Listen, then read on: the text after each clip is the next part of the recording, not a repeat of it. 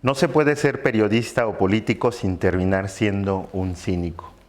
Esa es una de las frases que explica el personaje que Diego Peterson Fara modeló en la novela El Chacal, presentada por Planeta. Todo esto hay detrás de una narración en primera persona que Diego Peterson nos presenta el día de hoy. ¿Cómo estás, Diego? Muchas gracias. Bien, qué gusto saludarte y muchas gracias por esta entrevista.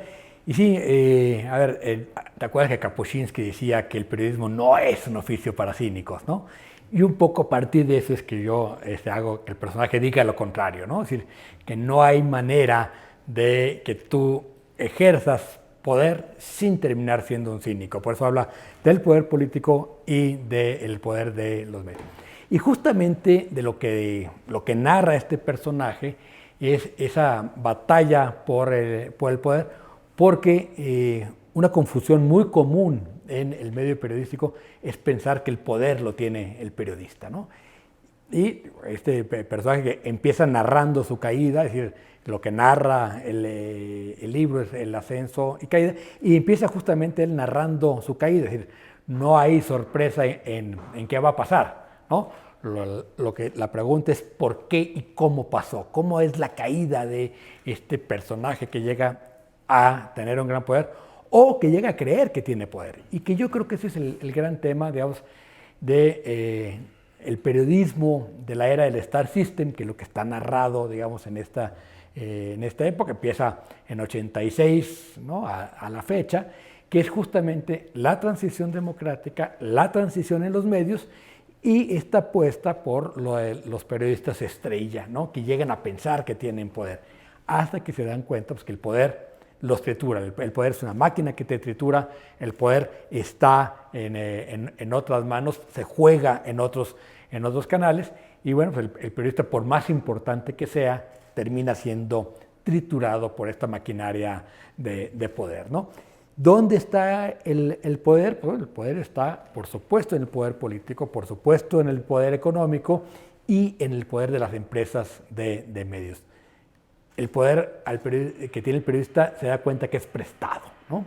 Y entonces, bueno, lo que se trata yo, a partir, como bien dices, de una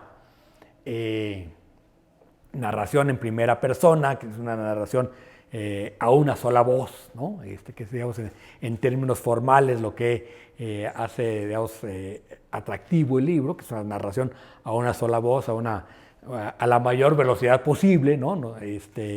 Para que se sostenga a lo largo de las 200 páginas, pero que él te esté narrando lo que fue su experiencia, su paso por la vida, desde un cinismo absoluto, porque el personaje se vuelve un cínico, ¿no? ¿Es eso buen periodismo? No, Kapuscinski diría que no, que eso no es un periodista porque se vuelve un cínico. Sin embargo, dentro de los medios, pues lo que vemos es un crecimiento cada vez más del cinismo como una manera de sobrevivir en el sistema de poder. Incluso hoy en día, Diego, entiendo que ha habido una transformación y lo dibujas muy bien en cómo, digamos, este personaje, además justo con el estigma de provincia, ¿no? Que llega a la Ciudad de México seducido desde su ciudad, Puebla, por estas pequeñas dádivas económicas y se da cuenta que puede aprovechar muchísimo más en un parangón con más visibilidad como es la Ciudad de México, donde él pues no se va no se va a conformar con los centavitos, sino con los dólares. Él lo tiene muy claro. Es decir, tu narración es muy vertiginosa en este sentido, no se detiene en los pequeños detalles a modelar tanto la personalidad del personaje, porque justo que es como un personaje construido desde la colectividad. Entonces es muy dinámica en este sentido, pero narra, como te comentaba, es una evolución en el rol del periodista. Esta famosísima frase del cuarto poder y cómo se ha ido transformando a lo largo de los años, ¿no? Claro, a ver, esta idea, primero él cambia, dice que en Puebla la corrupción tenía un retrogusto a peso, mientras que pues, él lo que quería que tuviera retrogusto a dólar, ¿no? ¿Por qué peso si puede haber dólares, ¿no? Y a ver, sí, narra cómo el personaje se va corrompiendo y cómo va entrando el sistema de corrupción, porque el poder político le gusta el sistema de medios corruptos. Y quien propicia el sistema de medios corruptos es el poder político. Sin embargo, los medios están absolutamente abiertos a esa corrupción, ¿no? Es decir, y un poco lo que se narra es cómo va cambiando de estadios de corrupción, ¿no? De la pequeña corrupción, del chayotito que llegaba en el sobre a los que cubrían nota roja cada semana, ¿no? De parte del director de la policía, a participar ya en las grandes tramas corruptas de prácticamente de extorsión a gobernadores, ¿no? Un poco que, digamos, esa es la evolución del personaje. Y sin embargo siempre es periodista, es decir, él sigue siendo un buen periodista. O sea, ser corrupto y ser buen periodista no está peleado en términos técnicos, está peleado en términos éticos, ¿no? Pero el momento en que él logra romper, digamos, esa barrera ética, que en realidad nunca la tuvo, siempre fue una membrana muy delgada en el caso del Chacal, ¿no? Rápidamente se corrompe y se anida en el sistema de corrupción. Lo que te permite ver es esta relación de poder entre los medios y el poder político. Se necesitan mutuamente y se necesitan de manera corrupta. Los dos saben que son corruptos y los dos necesitan que así sea. Y me parece que ese es, digamos, un poco el retrato, ¿no? Y cuál es el papel del periodista ahí, ¿no? Es decir, el periodista, si cree o se siente que tiene poder, porque eso lo hemos visto de pequeño a mayor escala en todas las redacciones, ¿no? Es decir, yo siempre me reía mucho cuando estábamos en la redacción, como los de economía empezaban a hablar como empresarios, los de nota roja como ministerios públicos, los que hacían cobertura política después de unos años pensaban que eran asesores políticos, ¿no? Y le tiraban netas a los candidatos, ¿no? En fin, hay como esta tentación natural de irse, digamos, insertando en cada uno en su sistema cuando cubríamos por fuentes, ¿no? Uh-huh. El periodista que llega a creer que es importante acaba irremediablemente topándose con que resulta que el importante es el medio. Carlos Pusch tiene una frase que me gusta mucho que dice: una y otra vez se ha demostrado que ningún periodista es más importante que su plataforma, ¿no? Y todos los que lo han intentado han fracasado. Quien se ha querido enfrentar con su plataforma ha fracasado. ¿Por qué? Porque el poder está en otro lado, ¿no? El poder del periodista es prestado. Y un poco esa es, digamos, la trama, ¿no? Es decir, cómo se va desarrollando el poder y cómo el poder acaba triturando al propio personaje. Sí, esto desde la lucha e individualidad del periodismo, pero es cierto que las plataformas también son corruptas en distintos niveles. Tú lo relatas muy bien a lo largo de la historia del personaje, cuando trabaja, digamos, en el periódico en la Ciudad de México, ¿no? Y después cuando, digamos, da este paso en esta construcción del Star System a la televisora, una de las televisoras más importantes del país, que también, por supuesto, es una empresa que corrompe y que, por supuesto, está corrupta. Entonces, las estructuras también forman parte de este juego de poder, ¿no? Sí, a ver, el negocio de los medios evolucionó de una manera, digamos, muy particular en estos años, porque primero se volvieron grandes empresas, cosa que, digamos, en los años 70, 80, empezaba apenas el crecimiento de estas empresas. Televisa llegó a ser una de las grandes empresas de este país, en términos de facturación, ¿no? Y ya si lo vemos como sistema de medios, lo que facturaban los medios era una cosa muy importante. ¿Qué pasa? Que cuando viene el rompimiento, básicamente en el año 2000, entonces dicen, ¿dónde están ahora los recursos? Ya no están en la iniciativa privada. Había periódicos en que había que hacer cola para anunciarte. Eso ahorita nos daría risa, ¿no? Pero que si tu anuncio no llegaba a la 1 de la tarde, no salías al día siguiente ni a golpes, ¿no? Y si no tenías influencia, no salía el anuncio, ¿no? En Televisa había que pelear para estar en el horario AAA, ¿no? Eso que ahorita nos parece impensable, sucedía, había un gran negocio ahí. Cuando se rompe, se dan cuenta que el negocio ahora está en los gobiernos de los estados. Y empieza todo, digamos, este nuevo sistema corrupto, ¿no? De chantaje. A mí de las escenas que más me gusta en el libro, cuando tienen prácticamente secuestrado al secretario de Finanzas de Sinaloa, en este caso, ¿no? ¿Por qué de Sinaloa? Bueno, pues simplemente porque tenía que ser un estado que tuviera suficientes recursos. Difícilmente le iban a hacer eso al de Tlaxcala, ¿no? No le iban a sacar mucho dinero, ¿no? Y además sí había como los elementos estos que efectivamente empezó a pasar. Es decir, ¿quién empieza a contar los muertos en este país? ¿No? Las televisoras, ¿no? Como una forma de decir, oye, te estamos vigilando. Y antes todos los noticieros abrían con las noticias del presidente. Y de repente empezaron a abrir con las noticias de los muertos del día, ¿no? ¿Qué pasó ahí? Que el negocio estaba en otro lado, ¿no?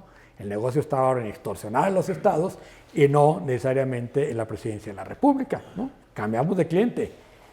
Y la manera de mantener al cliente es... Todo esto está un poco narrado, insisto, totalmente ficcionalizado. Nada de lo que aparece ahí sucedió, ¿no? Nadie secuestró, como aparece ahí secuestrado un secretario de Finanzas. Pero de que los extorsionaron, no tengo la menor duda, ¿no?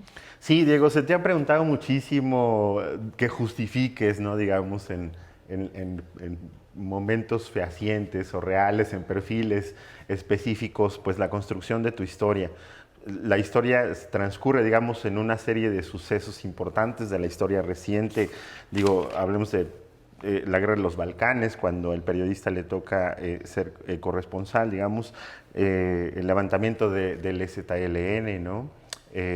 Y después otros casos acá, el asesinato de Colosio, el gobierno de Fox, el caso Casé, que de pronto, digo, no están específicamente mencionados como tal, pero son momentos ubicables. Entonces, de pronto te exigen que des nombres, ¿no? Sí, pero a ver, digamos, la reacción periodística siempre decir nombres, ¿no? Yo digo que el chisme sin nombre es antropología y eso a los periodistas no nos interesa, ¿no? Quienes piden los nombres son los periodistas, ¿no? Es decir, por supuesto, que es parte de nuestro, digamos, ADN. Los que tienen nombre propio son los políticos, porque es lo que permite establecer la línea de tiempo, ¿no? Es decir, sí necesitaba ponerle nombre a los políticos y a algunos sucesos para que la línea de tiempo fuera más o menos clara.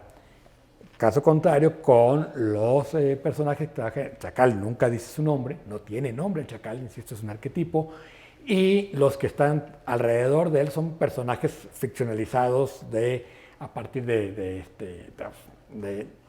generar más bien el rol que tiene el personaje que el nombre del personaje, ¿no? Cuando vamos viendo este transcurso, lo que nos permite es ir viendo cómo se va desarrollando el personaje y cómo va cambiando el sistema de corrupción de un momento a otro, ¿no? Sí está, yo creo que el retrato de cómo cambió la corrupción de los 80 a la corrupción de los 2000, es importante saber en qué momento son los puntos de quiebre. Sí. En el tema de los Balcanes, pues sí, yo digo ahí al final del libro, el único personaje real es de ficción, es Noela, que sí existe, es un personaje creado por tres grandes amigos escritores, ¿no? Que crearon este libro de las últimas noticias de Noela Duarte, y yo lo que hago es seguir el juego literario poniendo a Noela en otra situación en los Balcanes. Todos los demás personajes están ficcionalizados, ¿no? Menos el de ficción, ese es real. Después, cuando termina la novela, evidentemente empieza una transición en el país. Al final, digamos, del sexenio de Peña Nieto, que bueno, pues en la novela es una construcción casi cínica de un personaje, de una telenovela, del control absoluto, cuando la televisora más grande del país se da cuenta que para qué tener que seguir siendo, digamos, haciendo servilismo del poder en turno, cuando puede construirse su propio poder, y todo esto termina colapsando por una u otra circunstancia. En ese momento termina la novela con el fin digamos, de la credibilidad de este personaje, o por lo menos de su acceso directo a las decisiones de mayor peso en el país, sean para bien o para mal, para unos o para otros. Pero preguntar tu reflexión a partir de esto.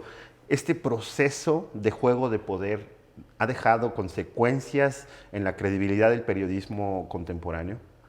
A ver, por supuesto que ha tenido consecuencias en la credibilidad. Yo creo que lo que pasó en el Star System es que los medios exigieron un nivel de rentabilidad, ¿no? Que obligó a que llegaran a cualquier cosa más allá del periodismo. Y eso tuvo una consecuencia, ¿no? Y la caída del sistema de medios tiene que ver con la aparición de nuevas plataformas, una democratización de la información en ese sentido, ¿no? Que no vamos a decir si es mejor o peor información, yo creo que ahí hay un gran debate, ¿no? Cómo se ha perdido la calidad de la información, quién produce la información y cómo, ¿no? Pero lo que sí está claro es que eso ya dejó de existir, ¿no? Que va de salida, ¿no? Y que el poder se diseminó, ¿no? La hiperfragmentación de las audiencias también implica una fragmentación del sistema de poder. Ya nadie tiene tanto poder como lo llegaron a tener en algún momento un gran medio impreso o una gran televisora, ¿no? Que fueron así como los momentos clave de concentración de poder. El poder está fragmentado, yo creo que para bien, pero también la producción de información está debilitada para mal, ¿no? Entonces, cada momento de la historia, digo, pues los medios masivos fueron masivos en el siglo XX. Fue un invento del siglo XX que pasó con el siglo XX. En el XIX no eran masivos y muy probablemente en el XXI no volverán a ser masivos, ¿no? El medio como industria, ¿no? Quizás vaya a transformarse radicalmente a otra cosa, ¿no? Pero lo que es cierto es que así como cambia la empresa, cambia también el sistema de poder. Siempre habrá alguien que concentre el poder, que en este juego de poder gane más fichas, ¿no? ¿Dónde están ahora las fichas? Pues quizás en las grandes empresas distribuidoras de mensajería, ¿no? O en Google, ¿no? Que es el nuevo gran monopolio. Y así como tuvimos monopolios nacionales, ahora tenemos monopolios internacionales. ¿Quién maneja, quién juega, cómo juega en este nuevo espacio? Creo que todavía está por definirse. Eso lo hace hoy muy interesante. El futuro no necesariamente va a ser mejor, ¿no? Eso acaba siendo, ¿no?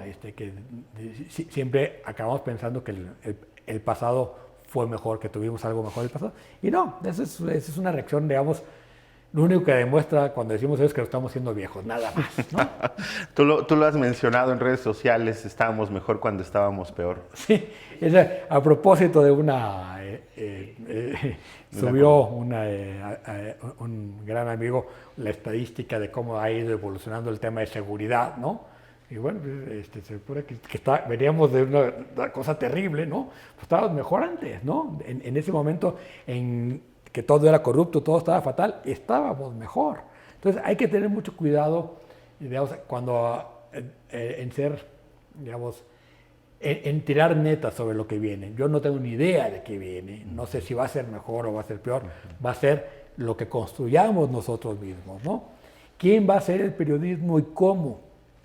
A mí me cuesta trabajo, a mí que decí en un sistema periodístico, digamos, de los años 90, o finales de los 80, hasta ahora, pues me cuesta trabajo imaginarme cómo va a ser, ¿no? ¿Por qué? Porque yo aprendí a hacerlo de una manera que ya no, lo único que tengo cierto es que ya sí no va a ser, ¿no? Y creo que lo que le pasa al Chacal es un poco lo mismo, o sea, el Chacal de repente pasa por toda esta evolución, revienta, llega ese momento en que tú dices, ¿no? Donde se da cuenta que él es un producto desechable, ¿no? Que lo que hay es un nuevo gobierno, una nueva manera de ver las cosas, una nueva manera de ser corruptos, y lo serán, ¿no? O sea, la empresa va a seguir siendo corrupta, el poder va a seguir siendo corrupto, porque lo son de naturaleza. Lo único que pasó es que él ya no cabe en ese engranaje y el poder lo escupe, ¿no? Literalmente por la puerta de la televisora. ¿Nos hace daño pensar en esta noción de cuarto poder? Yo creo que sí. O sea, yo creo que uno de los grandes daños para el periodismo fue concebirse como cuarto poder y no como contrapoder, ¿no? El contrapoder es un sistema de equilibrio y yo sí creo en esta, digamos, visión muy anglosajona, ¿no? De que el periodismo son los perros guardianes de la democracia, ¿no?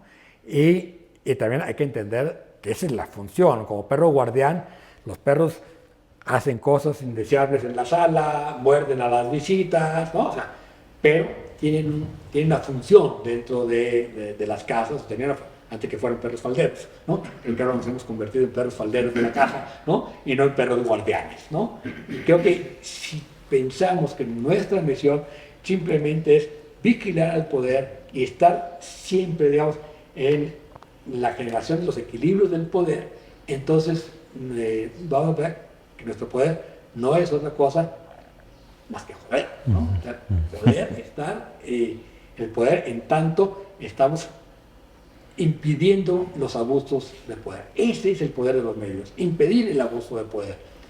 Si el medio se asume como poder, ahí sí creo que es el gran fracaso del periodismo, ¿no? Sí, lo hablábamos previamente, Diego, el entender, por ejemplo, con el vendedor de silencio de Enrique Serna, historias similares de hombres que acumulan poder desde los medios de comunicación y que, digamos, tienen mayor poder por lo que callan.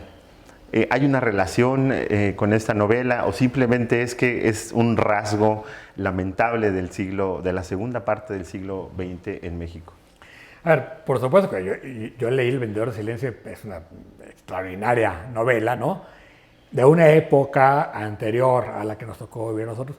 Pero sí, yo quería, digamos, en esta, no diría que es una tradición, pero tenemos un gran retrato que hace Enrique Serna de esa época. Tenemos otro gran retrato que hace Hilar Camín con la Guerra de Galio, ¿no? Sobre el periodismo de los 70, ¿no?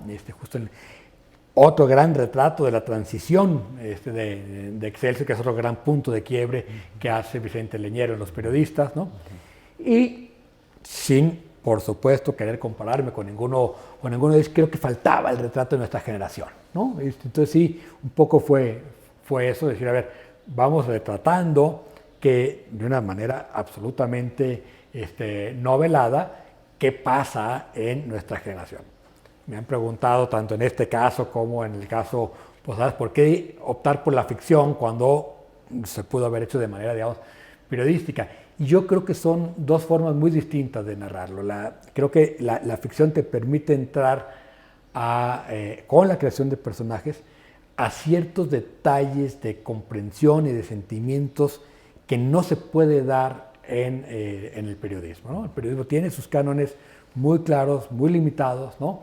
Y la ficción lo que te permite es ir más allá de los datos para entender desde lo humano qué es este momento del periodismo, ¿no? Y entonces, por eso pensé que lo mejor era narrarlo de una manera muy contundente, con una velocidad, digamos, que sí es una velocidad casi periodística, ¿no? Pero absolutamente ficcionalizada.